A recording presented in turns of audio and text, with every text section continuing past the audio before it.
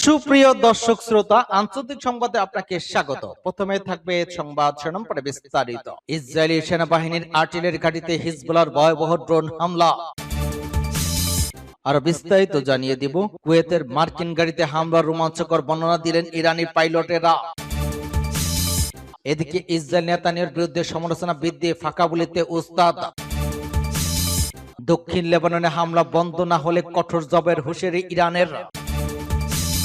আরো থাকবে ইরান এবং লেবাননে মানবিক সহায়তা দেওয়ার ঘোষণা চীনের। মোদি দেখতে অত্যন্ত ভদ্র হলের বাস্তবে টোটাল কিলার, বললেন ট্রাম্প। ইরানের অর্থ ফেরত দিতেই হবে, না হলে ডলারের প্রতি আস্থা কমবে, বললেন ট্রাম্প। এবং সর্বশেষে জানিয়ে দিব, ইরানের হামলায় হাজার হাজার মার্কিন সেনা নিহত, মুখ ফসকে গোপন তথ্য ফাঁস ট্রাম্পের। এতক্ষণ শুনছিলেন সংবাদ শিরোনাম, বিস্তারিত। তবে তার আগে অনুরোধ থাকবে, এই ভিডিওতে একটি লাইক দিন এবং কমেন্টস করে জানিয়ে দিন আপনি কোন জেলা থেকে বা কোথা থেকে আমাদের সাথে যুক্ত রয়েছেন। এবং সংবাদের সর্বশেষ গুরুত্বপূর্ণ আপডেট পেতে চ্যানেলটি সাবস্ক্রাইব করে আমাদের সঙ্গেই থাকুন। ধন্যবাদ। ইসরায়েলি সেনাবাহিনীর আর্টিলারি ঘাঁটিতে হিজবুল্লাহ ড্রোন হামলা। লেবাননের ইসলামী প্রতিরোধ আন্দোলন হিজবুল্লাহ ঘোষণা করেছে তারা ইসরায়েলি সেনাবাহিনীর একটি আর্টিলারি অবস্থানে ড্রোন হামলা চালিয়েছে। লেবাননের ইসলামী প্রতিরোধ আন্দোলন হিজবুল্লাহ এক বিবৃতিতে জানিয়েছে যে তারা আত্মঘাতী ড্রোন ব্যবহার করে দক্ষিণ লেবাননের ইসরায়েলি সেনাবাহিনীর নতুন একটি অবস্থানকে লক্ষ্যবস্তু করেছে। বিবৃতিতে আরো বলা হয়েছে, ইসরায়েলি বাহিনীর এক আর্টিলারি ঘাঁটিতে সম্প্রতি স্থাপন করা হয়েছিল।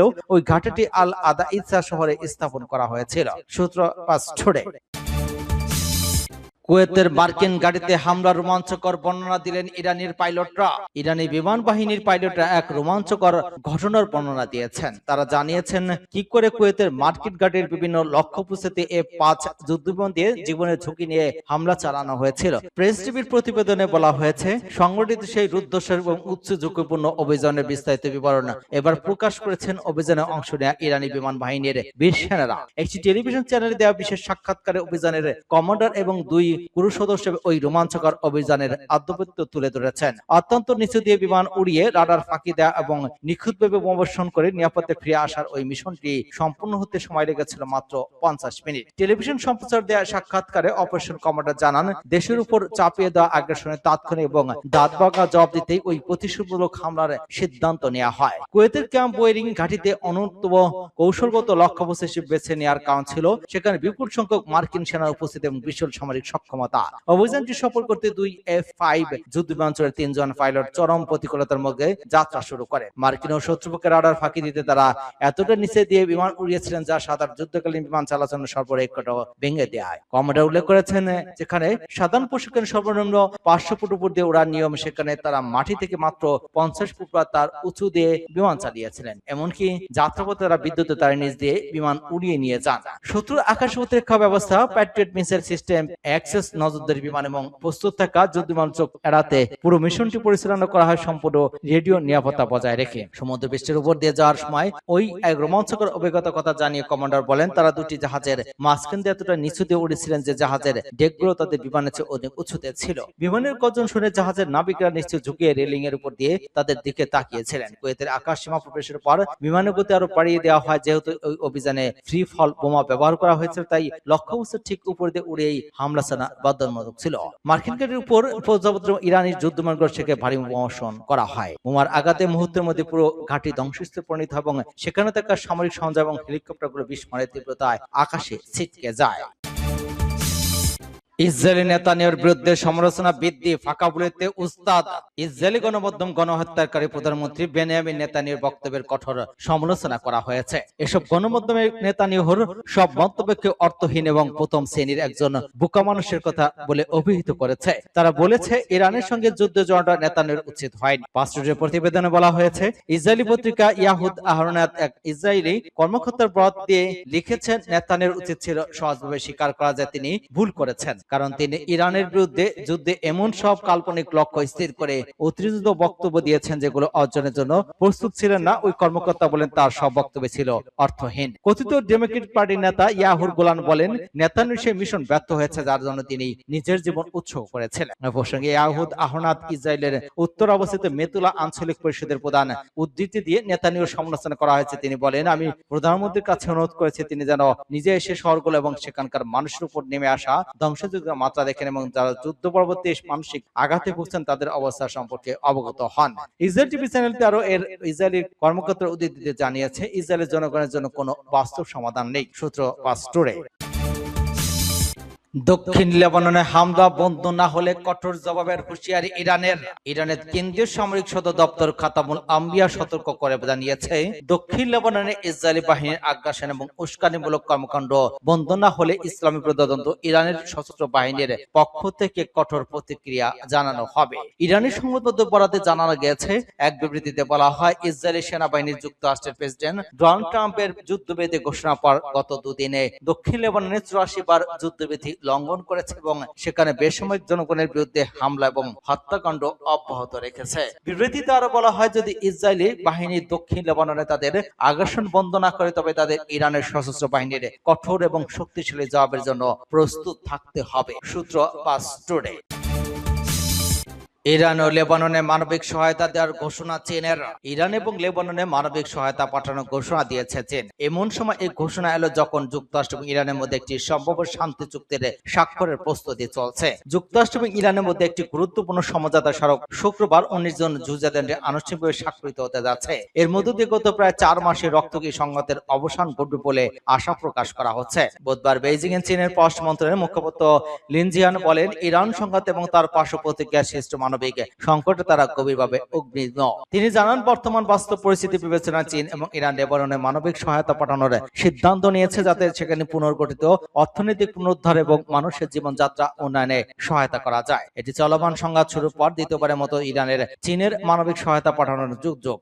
এর আগে মার্চে বেইজিং এ তেহরানে সহায়তা পাঠিয়েছিল। চীনের ঘোষণা এসেছে এমন সময় যখন পাকিস্তানের মধ্যস্থতা যুক্তরাষ্ট্র এবং ইরান একটি প্রাথমিক শান্তি চুক্তিতে পৌঁছেছে এবং শুক্রবার সুইজারল্যান্ড আনুষ্ঠানিক স্বাক্ষরের কথা রয়েছে। প্রস্তাবিত চুক্তিতে লেবাননের ইসরায়েলি হামলা বন্ধের বিষয়ে অন্তর্ভুক্ত রয়েছে, যেখানে যুদ্ধ শুরু হওয়ার পর থেকে প্রায় 3800 মানুষের মৃত্যু হয়েছে বলে প্রতিবেদনে উল্লেখ করা হয়েছে। চীনের মুখপাত্র আরো বলেছেন, চীন মধ্যপ্রাচ্যের দেশগুলোর বিশ্বস্ত বন্ধু হিসেবে মানবিক সহায়তা অব্যাহত রাখবে এবং অঞ্চলে শান্তি এবং স্থিতিশীলতা ফেরাতে ইতিবাচক ভূমিকা রাখবে। বিশ্লেষকদের মতে, মধ্যপ্রাচ্যে চলমান উত্তেজনা কূটনৈতিক আলোচনার মধ্যে চীনের ওই পদক্ষেপ ভূরাজনৈতিক প্রভাব বিস্তারের পাশাপাশি মানবিক সংকট মোকাবেলায় তাদের সক্রিয় ভূমিকা তুলে ধরেছে। মোদি দেখতে অত্যন্ত ভদ্র হলেও বাস্তবে টোটাল কিলার, বললেন ট্রাম্প। ফ্রান্সের এবিএনে বিশ্বের শিল্পোন্নত দেশগুলো জোট C7 এর সম্মেলনে ফাঁকে ভারতের প্রধানমন্ত্রী নরেন্দ্র মোদীকে নিয়ে ব্যতিক্রম মন্তব্য করেছেন মার্কিন প্রেসিডেন্ট ডোনাল্ড ট্রাম্প। তিনি বলেছেন, মোদীকে দেখতে দেবদূতের মতো এবং অত্যন্ত ভদ্র বলে মনে হলেও বাস্তবে তিনি হলেন একজন টোটাল কিলার। তবে ট্রাম্প শব্দটি ব্যবহার করেছেন রূপক অর্থে, অর্থাৎ মোদীর কঠোর নেতৃত্ব এবং দরকষাকষির দক্ষতার প্রশংসা করতে এমনটা বলেছিলেন তিনি। সংবাদ মাধ্যম এনটিভি বলেছে, ফ্রান্সের এবিএনে G7 সম্মেলনের ফাঁকে নরেন্দ্র মোদীকে প্রশংসা ভাসিয়েছেন মার্কিন প্রেসিডেন্ট ডোনাল্ড ট্রাম্প। এই সময় মোদীকে খুব কঠিন এবং দক্ষ দর কষাকষি করে উল্লেখ করে ট্রাম্প বলেন, তিনি এই নেতার প্রতি গভীর শ্রদ্ধা পোষণ করেন। দ্বিপক্ষীয় বৈঠকে ট্রাম্প বলেন, এই মানুষটিকে দেখুন, আমি আপনাদের একটি শিক্ষা দেই, যিনি সবচেয়ে সুন্দর চেহারার মানুষের একজন। তাকে দেখতে এতটা ভদ্র এবং শান্ত লাগে যেন একজন দেবদূত, কিন্তু বাস্তবে তিনি টোটাল কিলার। তবে তাকে দেখতে এত ভালো লাগে যে তিনি আপনাকে অবাক করে দেন, এমন মানুষ খুব কমই আছে। এদিকে ট্রাম্প আরো বলেন, যদি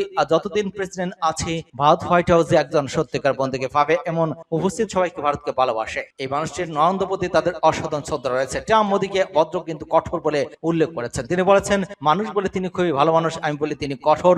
তিনি একজন দক্ষ দর কষাকষিকারী। তিনি ভারতীয় জনগণকে ভালোবাসেন, আবার যুক্তরাষ্ট্রকে ভালোবাসেন। হিউস্টনে আমাদের হাইটি মোদী অনুষ্ঠান হয়েছিল, স্টেডিয়াম ছিল কানায় কানায় পূর্ণ। ভবিষ্যতে আমরা তাদের ভারত সফরে যাব।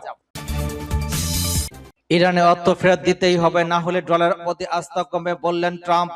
ইরানে জব্দ করা অর্থ শেষ পর্যন্ত ফেরত দিতেই হবে বলে মন্তব্য করেছেন যুক্তরাষ্ট্রের প্রেসিডেন্ট ডোনাল্ড ট্রাম্প। তার দাবি, ওই অর্থ যুক্তরাষ্ট্রের নয় বরং ইরানের নিজস্ব সম্পদ। অর্থ ফেরত না দেওয়া হলে আন্তর্জাতিক বিনিয়োগকারীদের কাছে ডলারের প্রতি আস্থা ক্ষতিগ্রস্ত হতে পারে বলেও সতর্ক করেছেন তিনি। একই সঙ্গে তিনি ইরান চুক্তির শর্ত মেনে চললে দেশে পুনর্গঠন এবং অর্থনৈতিক উন্নয়নে বড় অঙ্কের বিনিয়োগের সুযোগ সৃষ্টি হতে পারে বলে জানিয়েছেন ট্রাম্প। বার্তা সংস্থা আনাদোলুর প্রতিবেদনে বলা হয়েছে, G7 সম্মেলন সম্মেলন শেষে বুধবার ফ্রান্সে আয়োজিত এক সংবাদ সম্মেলনে এসব কথা বলেন মার্কিন প্রেসিডেন্ট। তিনি বলেন, যুক্তরাষ্ট্রে ইরান বিপুল পরিমাণ অর্থ জব্দ করে রেখেছে এবং এক পর্যায়ে তা ফেরত দিতে হবে। ট্রাম্পের ভাষায়, আমরা তাদের অনেক অর্থ দিয়েছি এবং সেই অর্থ আমাদের কাছে রয়েছে, কিন্তু এটি আমাদের অর্থ নয়, এটি তাদের অর্থ।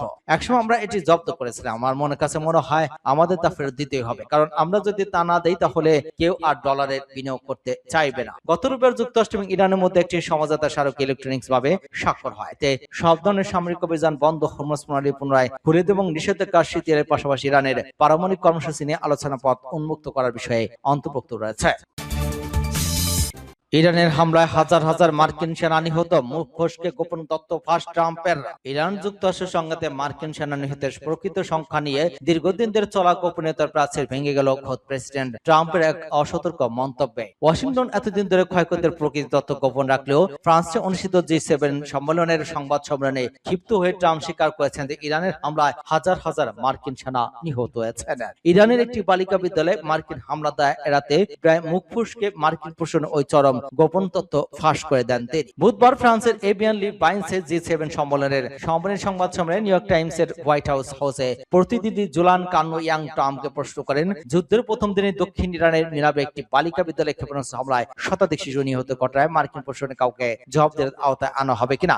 এই স্পষ্ট পশ্চিম মেজাজ হারিয়ে মার্কিন প্রেসিডেন্ট ডোনাল্ড ট্রাম্প উল্টো ইরানের উপর দায় চাপিয়ে দিতে বলেন, কেউ কেউ ওই কাজ ইচ্ছাকৃত করেনি, কিন্তু আপনারা তাদের ইরানের ব্যাপারে কি বলবেন? তারা যে গাড়ি বোমা মেরে আমাদের হাজার হাজার সেনাকে উড়িয়ে দিল, সেটার কি হবে? ইরান যে হাজার হাজার মানুষকে মূলত তা নিয়ে কথা বলছেন না।